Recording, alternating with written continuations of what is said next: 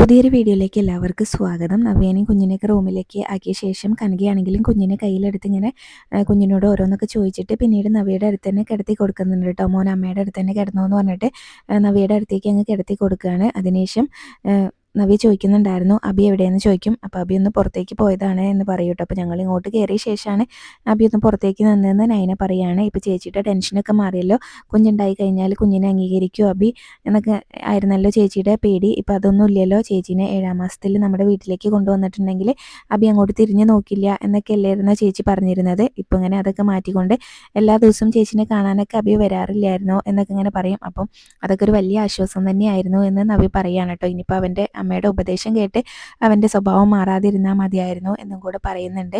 പിന്നീട് ജലജേനെ പോലെയാണ് കുഞ്ഞ് എന്നൊക്കെ കനക പറയുന്നുണ്ടായിരുന്നേ. അതിനുശേഷം നന്ദുവിൻ്റെ കാര്യം ചോദിക്കുന്നുണ്ടായിരുന്നു. നന്ദുവിനോട് ഇവിടുത്തെ കാര്യങ്ങളൊക്കെ പറഞ്ഞോ എന്ന് നൈനയോട് ചോദിക്കുകയാണ് നവ്യ.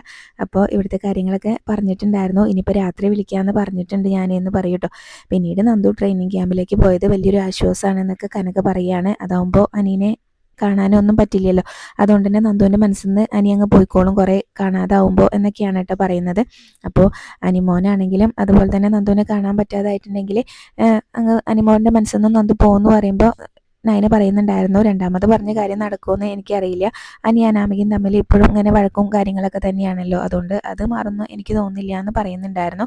പിന്നീട് മുത്തശ്ശൻ്റെ അടുത്തേക്ക് ദേവയാനി വന്നിട്ട് പറയുന്നുണ്ടായിരുന്നു നല്ല ഓമനത്തുള്ള കുട്ടിയാണ് ചന്തുമോള്, അച്ഛനെ ഒരു കാരണമില്ലാതെ ഒരു കുട്ടീനെ ഇങ്ങോട്ട് കൊണ്ടുവരില്ല എന്ന് എനിക്കറിയാം എന്നൊക്കെ പറഞ്ഞിട്ട് ഇങ്ങനെ മുത്തശ്ശനോട് പറയാണ് കേട്ടോ. അപ്പോൾ എന്താ കാരണം എന്നറിയാൻ വേണ്ടിയിട്ടാണ് ദേവയാനി അങ്ങനെ പറയുന്നത്. അപ്പോൾ മുത്തശ്ശൻ പറയുന്നുണ്ടായിരുന്നു എനിക്ക് 2 ആമക്കളുണ്ട്, അവരിതുപോലെ ഒരു ചോദ്യം ചോദിച്ചിട്ടില്ല, എന്നാലും നീ ചോദിച്ചത് കൊണ്ട് പറയുകയാണ്, അതിനൊരു വ്യക്തമായിട്ടുള്ളൊരു കാരണമുണ്ട്, പക്ഷേ അതെനിക്ക് ഇപ്പോൾ നിന്നോട് പറയാൻ പറ്റില്ല, അല്ലെങ്കിൽ എനിക്ക് പറയാൻ ഉദ്ദേശമില്ല എന്ന് പറയും കേട്ടോ. അപ്പോൾ ദേവയാനിയാണെങ്കിലും മുത്തശ്ശനോട് പറയുന്നുണ്ടായിരുന്നു കുറച്ച് മുൻപേ നമ്മുടെ കമ്പനിയിലെ ഒരു സ്റ്റാഫ് ഇങ്ങോട്ട് വന്നിരുന്നു, അപ്പോൾ ചന്തുമോൾ ആരാന്ന് ചോദിച്ചു, അതുപോലെ ഇനിയിപ്പോൾ പലരും ചോദിക്കില്ലേ അതുകൊണ്ട് ചോദിച്ചാണെന്ന് പറയും. അപ്പോൾ അതിന് ഒരൊറ്റ ഉത്തരേ ഉള്ളൂ, അത് ഞാൻ പറഞ്ഞുതരാം, അനന്തമൂർത്തി ഒരു അനാഥ കുഞ്ഞിനെ വളർത്താൻ വേണ്ടിയിട്ട് എടുത്തതാണെന്ന് അങ്ങനെ പറഞ്ഞാൽ മതി എന്ന് പറയൂ കേട്ടോ.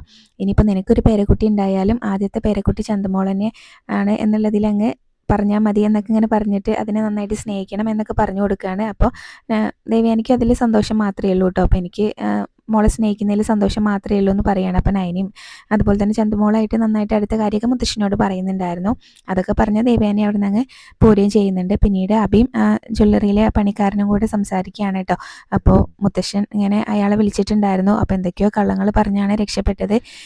എൻ്റെ അച്ഛനാണെങ്കിലും മൂർത്തി സാറിൻ്റെ വലിയ വിശ്വസ്തനായിരുന്നു. അച്ഛനിങ്ങനെ അസുഖം വന്ന സമയത്താണല്ലോ എന്നെ ഇങ്ങനെ അദ്ദേഹം ജോലിക്ക് എടുത്തത്.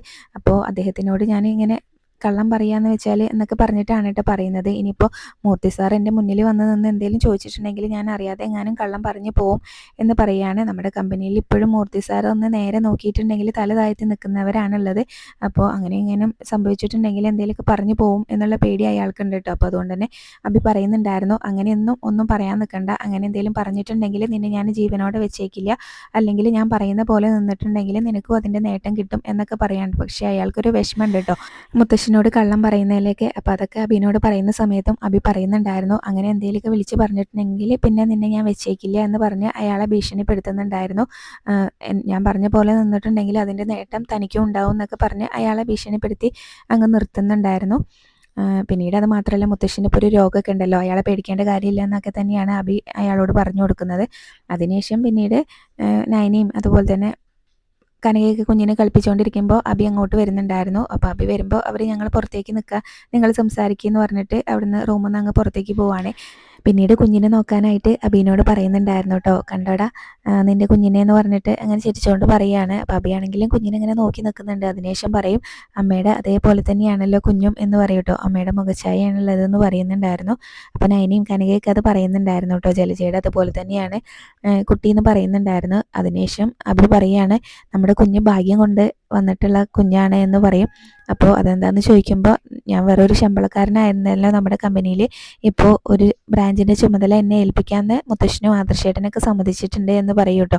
അപ്പോൾ അതുപോലെ തന്നെ പിന്നീട് ഇങ്ങനെ ആദർശിൻ്റെ കാര്യങ്ങളൊക്കെ ഓരോന്ന് പറയാനായിട്ട് ഇങ്ങനെ തുടങ്ങുന്നുണ്ടായിരുന്നു. അബിയാണെങ്കിലും നമ്മൾ വിചാരിക്കുന്ന പോലെയൊന്നല്ല ആദർശേട്ടൻ എന്നൊക്കെ ഇങ്ങനെ പറഞ്ഞിട്ട് പറയുമ്പോൾ നവ്യ അത് പെട്ടെന്ന് ആ സംസാരം അവിടെ നിർത്തിക്കുന്നുണ്ട് കേട്ടോ. നിൻ്റെ ഏട്ടനെ കുറിച്ച് നീ എന്നെ പറഞ്ഞ് മനസ്സിലാക്കി തരണ്ട, അങ്ങനെ ഒരു ഏട്ടനെ കിട്ടിയത് നിൻ്റെ ഭാഗ്യമാണ് എന്നൊക്കെ പറയുന്നുണ്ടായിരുന്നേ. അപ്പോൾ എന്തായാലും നവ്യ അങ്ങനെ പറയുമ്പോൾ പിന്നെ അബിക്കൊന്നും പറയാനില്ലാത്തതുകൊണ്ട് പിന്നെ മിണ്ടാതെ നിൽക്കുന്നുണ്ട്. അതിനുശേഷം പിന്നീട് ചന്തുമോളെ കളിപ്പിച്ചുകൊണ്ടിരിക്കുകയാണ്. ദേവയാനിയാണെങ്കിലും അത് കണ്ടുകൊണ്ട് വരുന്ന ജലജയ്ക്ക് അതങ്ങ് ഇഷ്ടാവുന്നില്ല. അപ്പോൾ ജലജേനോട് പറയുന്നുണ്ടായിരുന്നു, ഞാൻ കുറേ സമയമായി മോളെ കളിപ്പിക്കുന്നു, ഇനിയിപ്പോൾ കുറച്ച് സമയം നീ കളിപ്പിക്കുന്നത്. ദേവയാനി പറയുമ്പോൾ എനിക്കിങ്ങനെ കണ്ട കുഞ്ഞുങ്ങളെയൊന്നും കളിപ്പിക്കേണ്ട കാര്യമൊന്നുമില്ല എന്നൊക്കെ പറഞ്ഞിട്ട് ദേഷ്യപ്പെട്ട് പറയുകയാണ് കേട്ടോ. അപ്പോൾ ഏതൊരു കുഞ്ഞിനെ എടുത്തുകൊണ്ട് വന്നു വിചാരിച്ചിട്ട് ഇങ്ങനത്തെ കുട്ടികളെ കളിപ്പിക്കാനൊന്നും എന്നെ കിട്ടില്ല എന്നൊക്കെ പറയുമ്പോൾ ദേവയാനി പറയുന്നുണ്ടായിരുന്നു, ഇതുപോലെ ഒരു ദിവസം തന്നെയാണ് നിന്നെ അച്ഛനും അമ്മയും ഇങ്ങോട്ട് കൊണ്ടുവന്നത്, അല്ലെങ്കിൽ നീയും ഇപ്പോൾ വല്ല തെരുവിലോ അനാഥാലയത്തിലോ ഒക്കെ ആയിരിക്കും എന്നൊക്കെ ഇങ്ങനെ പറയൂ കേട്ടോ. അപ്പോൾ ജലജയ്ക്കാണെങ്കിലും ആ കുഞ്ഞിനെ കളിപ്പിക്കാനൊന്നും പറ്റില്ല എന്ന് പറഞ്ഞിട്ട് അവിടെ നിന്ന് അങ്ങ് പോവാണ്. പിന്നീട് എന്തായാലും മോൾ ഇതൊന്നും കേട്ട് വിഷമിക്കൊന്നും വേണ്ട, മോൾക്ക് ഞങ്ങളൊക്കെ ഇല്ലേ എന്ന് പറഞ്ഞിട്ട് ചന്തുമോളെ ദേവയാനി എടുത്ത് മടിയിലൊക്കെ വെച്ച് കൊഞ്ചിക്കുന്നുണ്ടായിരുന്നേ. പിന്നീട് ജലജ നേരെ മുത്തശ്ശൻ്റെ മുത്തശ്ശിയുടെ അടുത്തേക്കാണ് കേട്ടോ ചെല്ലുന്നത്. അപ്പോൾ ഹോസ്പിറ്റലിലേക്ക് പോകുന്നില്ല എന്നൊക്കെ മുത്തശ്ശി ചോദിക്കുന്നുണ്ടായിരുന്നു. നിൻ്റെ പേരക്കുട്ടീനെ കാണാൻ പോകുന്നില്ല എന്നൊക്കെ ചോദിക്കും. അപ്പോൾ അങ്ങോട്ട് പോകാൻ തുടങ്ങുന്നതായിരുന്നു എന്ന് പറയുന്നുണ്ടായിരുന്നു. എനിക്ക് ആ കുഞ്ഞിനെ കാണാൻ തിടുക്കായി എന്നൊക്കെ പറയുമ്പോൾ അത് നീ വെറുതെ പറയുന്നതാണ്. അങ്ങനെ നിനക്ക് കാണാൻ വലിയ ആഗ്രഹം ഉണ്ടായിരുന്നെങ്കിൽ നീ നവ്യമോളെ അഡ്മിറ്റ് ആക്കിയ സമയത്ത് തന്നെ അങ്ങോട്ട് പോയേനെ, അവിടെ ചെന്ന് ഇങ്ങനെ കാത്തിരുന്നേനെ എന്ന് പറയൂട്ടോ. അപ്പോൾ എന്തായാലും പിന്നീട് മുത്തശ്ശൻ പറയുന്നുണ്ടായിരുന്നു, അങ്ങോട്ട് പോകുന്നൊക്കെ കൊള്ളാം, പക്ഷേ ഇവിടെ നടന്ന കാര്യങ്ങളൊന്നും അവിടെ ചെന്ന് പറയണ്ടെന്ന് പറയും.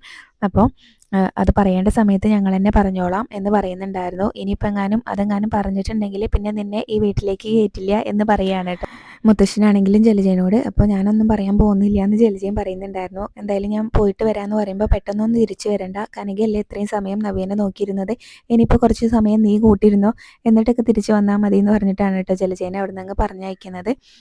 പിന്നീട് അതുപോലെ തന്നെ അബിയും നവീൻ കൂടെ സംസാരിച്ച് അവിടെ തന്നെ ഇരിക്കുകയാണല്ലോ. ആ സമയത്താണ് ജലജ അങ്ങോട്ട് വരുന്നത്. അപ്പോൾ നവ്യാണെങ്കിലും ജലജേനെ കാണുമ്പോൾ തന്നെ ചോദിക്കുന്നുണ്ടായിരുന്നു, ഓ എൻ്റെ അമ്മായിയമ്മ വന്നോ എന്നിങ്ങനെ ചോദിക്കും കേട്ടോ.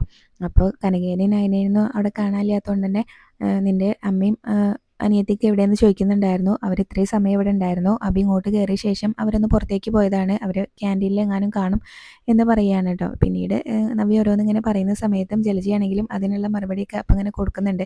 അപ്പോൾ അബി ചോദിക്കുന്നുണ്ടായിരുന്നു, അവളിപ്പോൾ പ്രസവമൊക്കെ കഴിഞ്ഞ് കിടക്കല്ലേ, അമ്മ എന്തിനാ അവളോട് വഴക്കിടുന്നതെന്ന് ചോദിക്കും. അപ്പോൾ ഞാൻ വഴക്കിട്ടതല്ലല്ലോ, അവൾ പറഞ്ഞതിനുള്ള മറുപടി കൊടുത്താണ് എന്ന് പറയുകയാണ്.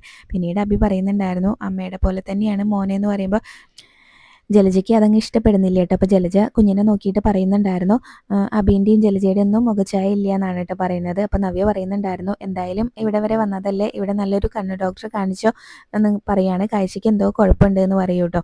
അപ്പോൾ അബിയാണെങ്കിലും പറയുന്നുണ്ടായിരുന്നു, മോൻ അമ്മയെ പോലെ തന്നെയാണെന്ന്. അപ്പോൾ എന്നാൽ പിന്നെ നീ നല്ലൊരു ഡോക്ടറെ കാണിക്കും, നിൻ്റെ കാഴ്ചയ്ക്ക് എന്തോ കുഴപ്പം പറ്റിയിട്ടുണ്ടെന്ന് അബീനോടും ജലജ പറയുകയാണ്.